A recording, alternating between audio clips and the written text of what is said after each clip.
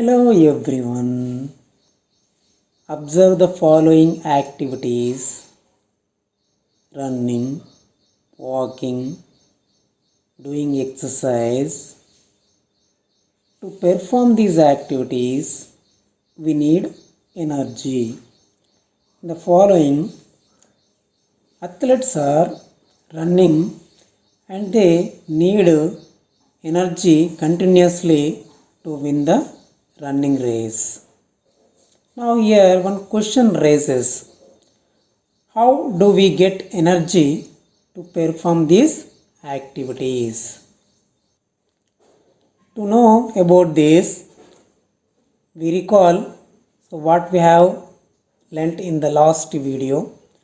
So we have learnt about gaseous exchange at alveoli. Now in this class we are going to learn about detailed study how we get energy in our body to perform activities. In alveoli, capillaries take in the oxygen and that was transported to the all over the body parts. So this is what about transportation of gases. From the alveoli, blood capillaries takes away oxygen and it transported to the heart and all over the body parts. Normally, blood contains one protein that is known as hemoglobin. Hemoglobin contains one special molecule that is iron molecule. So whenever in the alveoli the oxygen is combines with the hemoglobin with the help of iron molecule. Now the oxygen molecule binds with the hemoglobin and forms one structure that is known as oxyhemoglobin. So in the form of oxyhemoglobin, the blood reaches to the every cell of our body. After reaching to the cells, the oxyhemoglobin molecule now diffuse the oxygen molecule into the cell and forms again hemoglobin molecule. In the same way, carbon dioxide gas also transported in the same way, but in the form of bicarbonates, the carbon dioxide gas is transported. When capillaries reaches to the cells with oxyhemoglobin, in the cells they have a different environment. So the tissue cells are continuously using oxygen. Due to this, the oxygen level decreases inside the cell. That is equal to the 1/3 of the lungs oxygen percentage. As the oxygen decreases, the blood capillaries releases the oxyhemoglobin into the cells. After entering the oxygen molecule, reaction occurs within the cells of our bodies.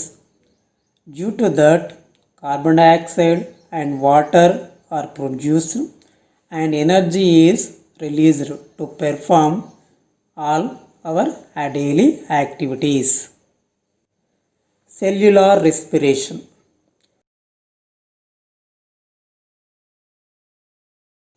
Cellular respiration means the cells release energy from the chemical bonds of food molecules.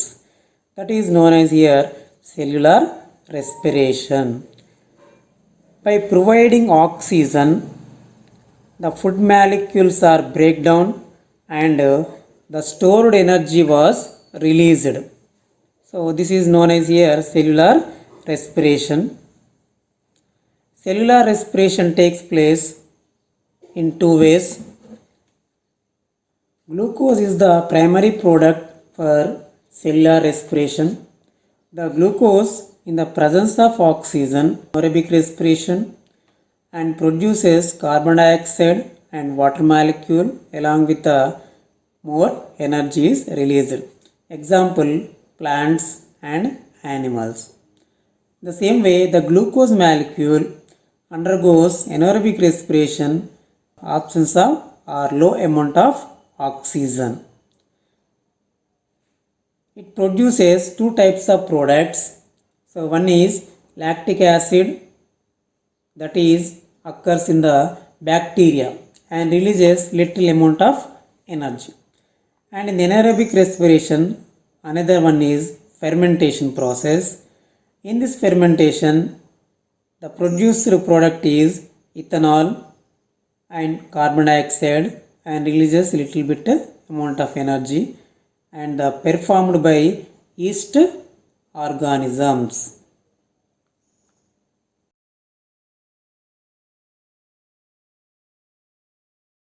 Cellular respiration takes place in different places in the different type of cells.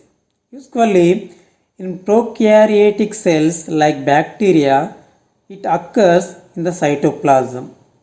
And eukaryotic cells, example human beings, so the cellular respiration takes place in cytoplasm and mitochondria. And produced energy is stored in mitochondria in the form of ATP. So that's why they are known as powerhouses of the cell. Now the breakdown of glucose molecule in living cell, it does not take place in a single reaction. It occurs in a series of small steps because the change in the chemical nature of the molecule from one stage to the next is very slight. Due to this, total breakdown of a glucose molecule takes so many steps. In the same way, the amount of energy released is also small at each level. To complete the process, it needs a series of different chemical reactions. Now the produced energy is stored in a special compound known as ATP molecule. ATP means adenosine triphosphate. It is a small piece of chemical energy, and also we know as it is a energy currency of the cells. Like the currency in our daily life, how do we use? In the same way, this is also known as energy currency. So whenever we need, we can use it up. So one ATP molecule gives 7200 calories of energy, and this energy is released from the phosphate bonds of adenosine molecule.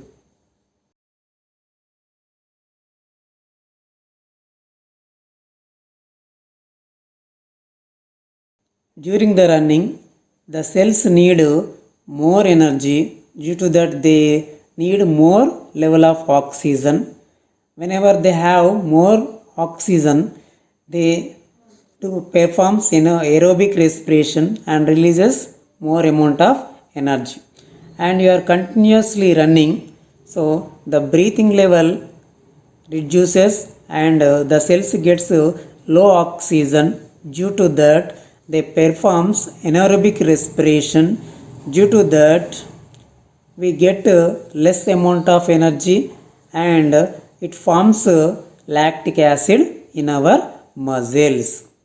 So due to this activity, we get pants and we get muscle pains. So the lactic acid forming in the muscles is the reason for muscle pains. Whenever we get pants in running race or in a hard work when we perform, so at that time we face a situation in our body that is known as oxygen debt due to low amount of oxygen available to the cells. After relaxing for some time, we get rid of the pants as well as the muscle pains. Key points of the topic. Cellular respiration divided into two types. One aerobic respiration, two anaerobic respiration. In aerobic respiration, carbon dioxide, water molecule produced and high amount of energy released. In anaerobic respiration, lactic acid or ethyl plus carbon dioxide produced with little amount of energy. Breakdown of food molecule occurs in a series of small steps. Released energy stored up in a special compound known as ATP. When we take hard exercise, we build up a situation called as oxygen debt. The produced lactic acid is caused for muscle pain.